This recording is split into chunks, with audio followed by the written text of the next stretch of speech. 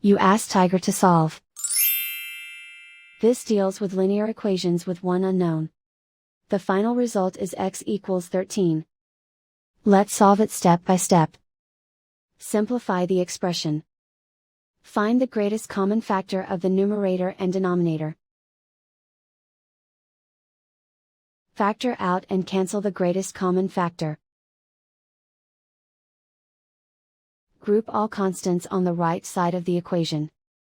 Add 1/14 to both sides. Combine the fractions. Combine the numerators. Reduce the zero numerator. Simplify the arithmetic. Combine the fractions. Combine the numerators. Find the greatest common factor of the numerator and denominator. Factor out and cancel the greatest common factor. Isolate the x.